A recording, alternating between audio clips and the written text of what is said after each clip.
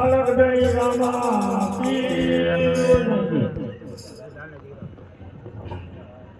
આજે રાજ રાજેશ્વરી શ્રી કણભાઈપુરાના ગાદીપતિ શ્રી સુપરા મહારાજ મારે ઓગણે પધારા છે.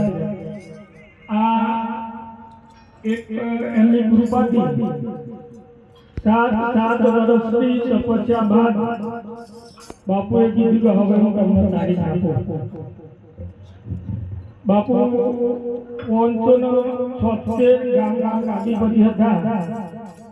એ વખતે હું બાપુને અરજી કરતો કે બાપુ મારા વગરે પધારો.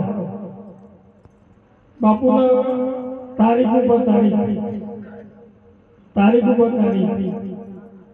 એટલે એક દિવસ મને થયું કે બાપુ હું આજે તો આવું છું. એટલે બાપુ કીધું કે આવો તો આવી જાવ, તમારા માટે દરવાજા ખુલ્લા. પછી હું અને કાળીનાથ મહારાજ બાપુની તારીખ લઈને ગયા. બાપુને કીધું બાપુ 576 ગામનો છે, પણ તમારા 77 તો કરવું પડશે.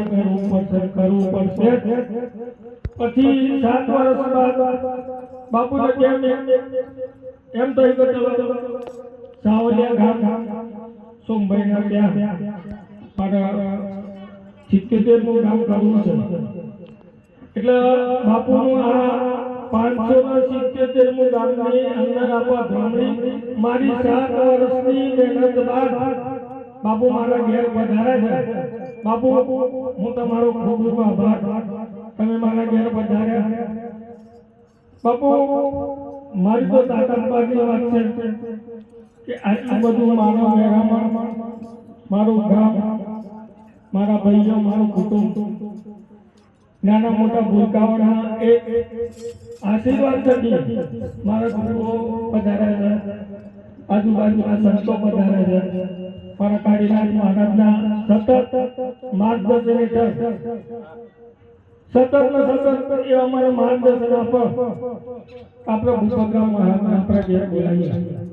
એક દિવસ ભગવાને એવો દિવસ લાયા, બાપુ એવી તારીખ કાઢી કે ભગવાનને મળે યાદ થવું રામનવમી. એટલે વધુ તો નહીં બોલતો, પણ આજે રામનવમીનો દિવસ 577 ગામ છે. બાપુ ખૂબ આનંદ થઈ ગયો, આનંદ રાખજો.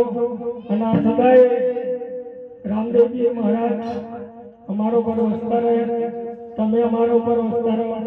આ ગામના મારા ભાઈઓના, મારા કુટુંબના નાના મોટા ભૂલકાઓ, મારી બહેનોના આશીર્વાદ સદાય રહે એવી હું રામદેવ ભગવાનને પ્રાર્થના કરું છું. જય રામદેવ.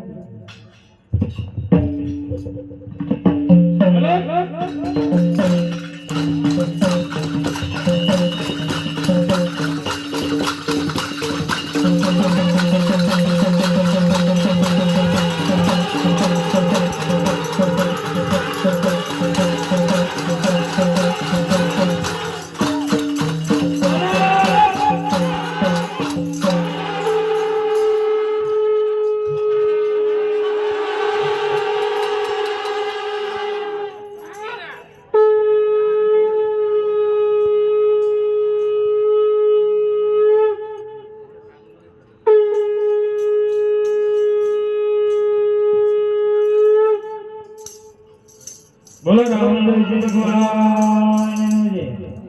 આજે પવિત્ર એવા સાવલિયા ગામની અંદર અમારા સંસ્કૃતિએ ખૂબ આનંદપૂર્વક હૃદયના ઉમળકાથી આ ભાવથી પરમાત્માનો પાઠ પૂજન કરાયું.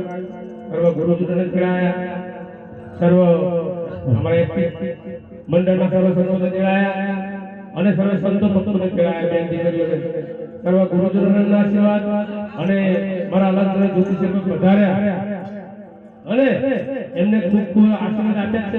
પરમાત્માએ તારા તારું કાર્ય થાય, બાકી કથાની થતી.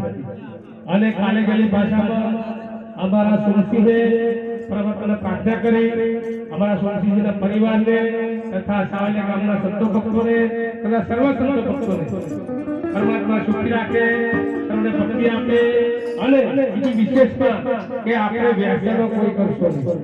જે કંઈ ખાતા હોય ગુટકા પાન જોઈ આપણા સમાજની અંદર વ્યસનો બહુ વધી ગયા છે. એટલે ખાસ બેન દીકરીઓ પણ વ્યસનો બહુ કરે છે.